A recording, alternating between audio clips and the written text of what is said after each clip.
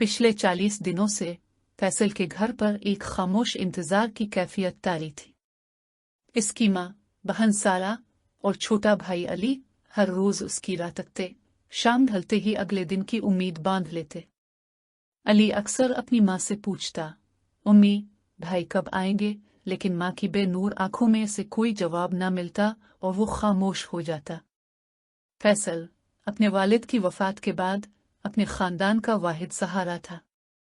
वालिद के इंतकाल के बाद घर के अलावा उनकी कल जमा पूंजी सिर्फ 50,000 रुपए थी। फैसल ने ये रकम एक इंसानी स्मगलर उर्फ आमिर एजेंट को दी थी ताकि वो इसे यूरोप पहुंचा सके। बाकी रकम वहां पहुंचकर कमाने का ज़बानी मुआहिदा हुआ था। वो अपनी माँ और बहन भाई के बेहतर मुस्तकबिल के ख्वाब आंखों में सजाए घर से निकला था। जाते वक्त माँ ने बहुत रोका, बहुत समझाया, लेकिन फैसल के दिल में यूरोप जाने की ठान ली थी। अब 40 दिन गुजर चुके थे। एक दोपहर पड़ोसी के फोन पर खाला ने इत्तला दी कि फैसल 1 घंटे में पहुंच रहा है। यह खबर सुनते ही माँ, सारा और अली के चेहरे उम्मीद से चमक उठे, लेकिन यह खुशी जल्द ही खौफ में बदल गई। अम्मी, भाई आ रहा है? सारा ने फिर पूछा, लेकिन जवाब न पाकर वो घर में मौजूद मेहमानों में खो गई। इसी लम्हे गांव की मस्जिद के लाउड स्पीकर पर फैसल की आमद का ऐलान हुआ। ऐलान खत्म होते ही मुंतजिर लोगों से भरी गली में एक एम्बुलेंस का सायरन गूंज उठा और फिर वो एम्बुलेंस उनके घर की तरफ मुड़ गई। एम्बुलेंस के रुकते ही लोगों का एक हुजूम गाड़ी के गिर्द जमा हो गया।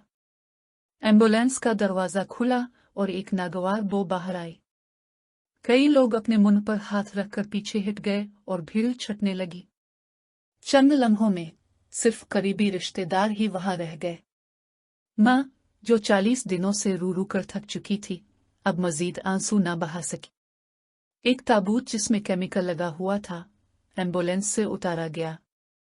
फैसल की लाश, जिसे कपड़ों से ढांपा गया था, सिर्फ 5 मिनट के लिए घर के आंगन में रखी गई। फिर ताबूत को कब्रिस्तान ले जाया गया और ये सोचकर दफन कर दिया गया कि ईरान में इसे ताबूत में रखने से पहले गुस्ल दिया गया होगा। अपने वतन से दूर बेहतर जिंदगी की तलाश में निकला हुआ वो नौजवान 40 दिन बाद अपनी ही मिट्टी में अपने ख्वाबों और माँ की उम्मीदों के साथ दफन हो गया। ये लोग ईरान के रास्ते यूनान की सरहद उबूर करने की कोशिश में अपनी जान से हाथ धो बैठे थे। अपने आबाई वतन से मायूस होकर वो एक ऐसी जगह चले गए थे जहां आसूदगी, रिस्क, वतन, रोजगार और यूरोप जैसे अल्फाज बेमानी थे, जहां सिर्फ मौत और मायूसी थी। इन लोगों को मौत एक इंसानी एजेंट के रूप में मिली थी, जिसने उन्हें झूठे ख्वाब दिखाकर इस मकाम तक पहुंचाया जहां मौत उनकी मुंतजिर थी। ईरान की सरहद उबूर करते ही उन्हें रुकने का इशारा मिला। रद्दे अमल न मिलने पर उन पर गोलियों की बौछार कर दी गई। उन्हें हिदायत थी कि गिरफ्तारी ना दे, क्योंकि इससे स्मगलरों के बेनकाब होने का खतरा था और मुल्क की बदनामी का भी। इसलिए पूरे ग्रुप को गोलियों से भून दिया गया था। फैसल के सर और चेहरे पर इतनी गोलियां लगी थीं कि लाश तकरीबन नाकाबिल शनाख्त हो गई थी। ताहम मुख्तलिफ जावियों से ली गई तस्वीर और उनसे बनाए गए खाके की तस्वीर जब अखबार में शाये हुई तो ईरान में मुकीम उनके गांव के एक शख्स ने इसे पहचान लिया और एम्बेसी और फैसल के खानदान को इत्तला दी। फिर खाला ने वापसी का इंतजाम किया।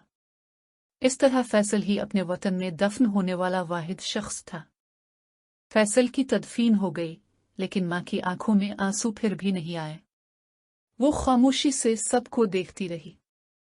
शाम ढले, जब एजेंट ने बड़ी फयाजी से वसूल की गई रकम 50,000 की गड्डी निकालकर माँ के हाथ पर वापस रखी, तो अचानक माँ की चीखें गूंज उठी और उनकी आंखों से आंसुओं का एक सैलाब बह पड़ा। इस लम्हे जैसे उनके दिल पर रखा हुआ एक बड़ा पत्थर हिट गया हो।